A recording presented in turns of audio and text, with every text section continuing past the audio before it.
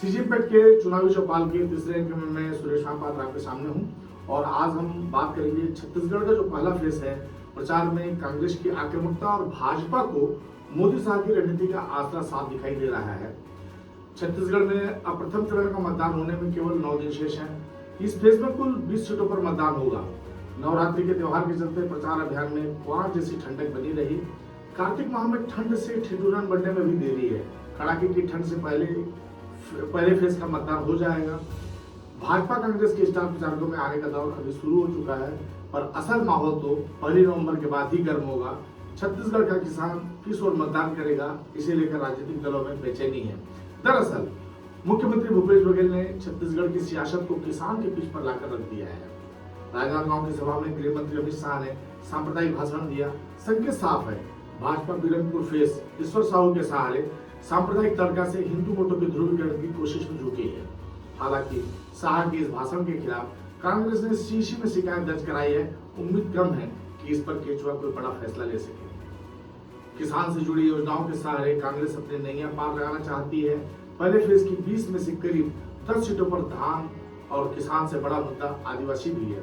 बस्तर के सभी 12 सीटों पर पहले फेज में मतदान है। शेष 10 सीटों पर किसान और धान बड़ा मुद्दा हो सकता है।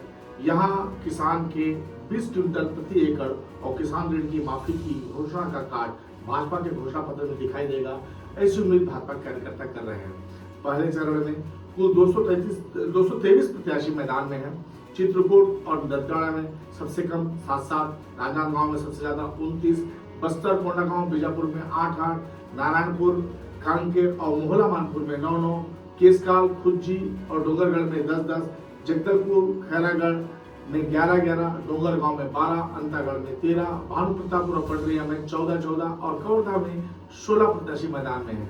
कुल 5,304 मतदान केंद्रों में 40,78,681 मतदाता मतदान करेंगे, जिसमें 19,93,937 पुरुष, 20,84,675 महिलाएं तथा 69 तृतीय लिंग के मतदाता शामिल हैं।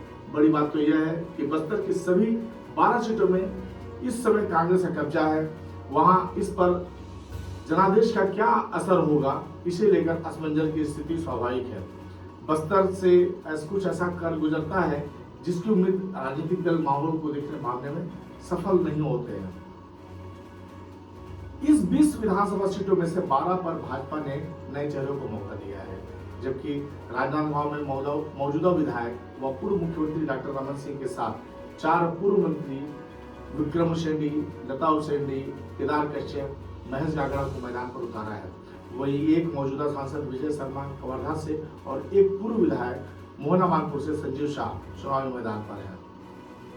इसके विरुद्ध कांग्रेस ने 6 नए चेहरों को अवसर दिया है। इसमें पंडरिया से नीलकंठ चंद्रवंशी, डोंगरगढ़ से हर्षिता बघेल, राजनांदगांव से गिरीश देवांगन, अंतागढ़ से रूप सिंह कोटाई, जगदलपुर से जतिन जायसवाल और दंतेवाड़ा से शवेंद्र गर्मा को मौका दिया है।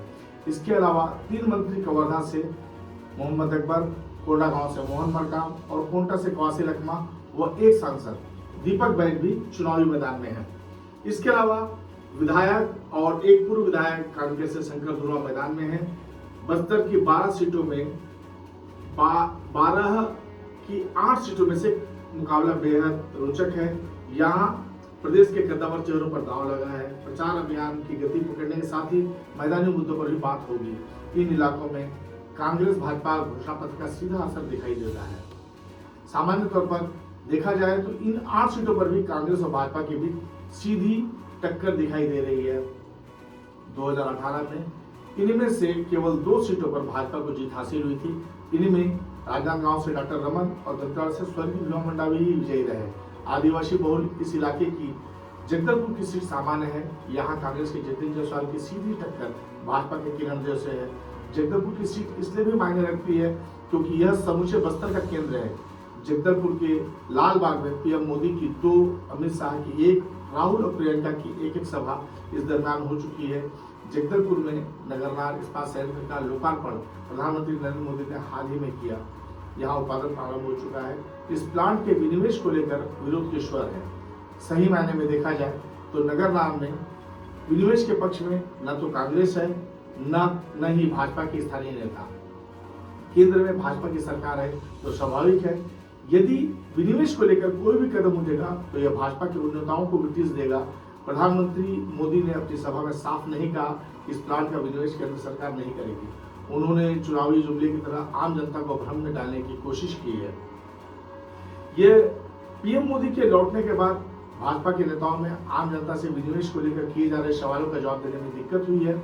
इसी का नतीजा रहा जब बस्तर में केंद्रीय गृह मंत्री अमित शाह जगदलपुर में भाषण दिया तो साफ कहा नगरनार प्लांट का विनिवेश नहीं किया जाएगा। इससे बस्तर की जनता का हक है और यह बना रहेगा। इससे साफ समझा जा सकता है कि नगरनार को लेकर भाजपा का केंद्रीय नेतृत्व बस्तर को भांप चुका है। यदि इसमें चुनावी अभियान के दौरान कोई गड़बड़ी हुई तो मामला बिगड़ सकता है। कांग्रेस नगरनार प्लांट के विनिवेश के खिलाफ है। कांग्रेस के आह्वान पर पीएम मोदी के आगमन के दिन बस्तर बंद कर दिया था। इसके दो प्रभाव सामने आए थे। पहला, पीएम मोदी की सभा ऐतिहासिक तौर पर सफल हो गई। भाजपा के लिए लालबाग मैदान में मौजूद भीड़ ने उनके आत्मविश्वास को बढ़ाने का काम किया। इससे पूरे बस्तर में भाजपा के कार्यकर्ताओं को बल मिला। इसके बाद धान, किसान, गोबर और गोठान को लेकर कांग्रेस की रीति नीति से कांग्रेस को साधने की कोशिश कर रही है। बस्तर में आदिवासियों के धर्मांतरण का मुद्दा हाल ही में उठा था, पर वो चुनावी राजनीति में प्रभाव कर रह पाएगा इसको लेकर संदेह है। इसकी बड़ी वजह है इस मामले में कांग्रेस का पूरी तरह से न्यूट्रल रहना भी है। कांग्रेस ने भाजपा की रणनीति में फंसने की जगह खुद पर धर्मांतरण के पक्ष विपक्ष से दाग लगने से बचाने में लगी रही। न कोई बयान दिया, न ही किसी तरह का पॉलिटिकल एक्शन लिया, जो पुलिस और प्रशासन ने किया। माओवादियों के मोर्चा पर कांग्रेस और भाजपा की सीधी लड़ाई है। यहाँ एक बार फिर माओवादियों ने चुनाव बहिष्कार की घोषणा की है। यह सही है कि जमीन पर माओवादी अपनी ही कई वजहों से काफी कमजोर हुए हैं। उनका नेटवर्क काफी हद तक टूटा है। जंगल के भीतर मोर नाचा किसने देखा जैसी हालत माओवादियों की हो गई है। बहरहाल इस बार बहिष्कार के बावजूद शिफ्ट किए जाने वाले मतदान केंद्रों की संख्या आधी के करीब रह गई है। सुरक्षा के चलते अंदरूनी इलाकों में इस बार भी राजनीतिक दलों का प्रचार अभियान परवान नहीं चढ़ सकेगा। बस्तर की सभी नक्सल प्रभावित सीटों पर निर्वाचन आयोग की निगरानी और सुरक्षा में राजनीतिक दलों को प्रचार करने की स्थिति रहेगी। सो जहां सुरक्षा का मसला ज्यादा गंभीर होगा वहां संभवतः प्रचार की अनुमति भी न मिले। यदि सीधी नजर डालें तो कुंटा, अंतागढ़ और भानुप्रतापपुर को छोड़ किसी भी विधानसभा में त्रिकोणीय मुकाबला दिखाई नहीं दे रहा है। भले ही आम आदमी पार्टी, हमार राज party, Bahujan Samaj party, CPI और जनता कांग्रेस छत्तीसगढ़ जे के प्रत्याशी मैदान पर है। लगता नहीं कि वे ज्यादातर सीटों पर थोड़ा बहुत वोट काटने से ज्यादा करिश्मा कर दिखाएं। कोंटा में तीसरे ध्रुव की सीपीआई समर्थित निर्दलीय मनीष कुंजाम एक बड़ा चेहरा है। उन्हें सीपीआई का सिंबल हासिल नहीं हो सका, इसलिए निर्दलीय फाइट में है।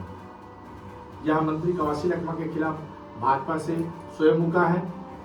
भाजपा जमीन पर जोर लगा रही है। यहाँ का मुकाबला हमेशा ही रोचक रहता है। एक तरफा जीत कभी किसी को हासिल नहीं हुई। इस विधानसभा क्षेत्र से कवासी लखमा छठी बार चुनावी मैदान पर है। उनकी जीत या हार दोनों में छत्तीसगढ़ इतिहास रचेगा। इस विधानसभा क्षेत्र में कवासी लखमा को एंटी इनकम्बेंसी का खतरा तो है, पर सीपीआई का सिंबल न होना और आम आदमी पार्टी का कैंडिडेट नहीं होने से उन्हें प्राणवायु मिलती है। चुनावी चौपाल के तीसरे अंक में बस इतना ही। इसका अगला हिस्सा हम चुनावी चौपाल के चौथे अंक में हम आपको देंगे। यह अंक आपको कैसा लगा, आपके राय की प्रतिक्रिया रहेगी, आपकी प्रतिक्रिया का इंतजार रहेगा। और हम चाहेंगे कि सीजीएम पेट न्यूज़ का ये जो वेब चैनल है आप इसको सब्सक्राइब करें और लाइक का बटन दबाएं और बेल का बटन दबाना न भूलें ताकि आप लगातार अपडेट रह सकें। बहुत बहुत धन्यवाद।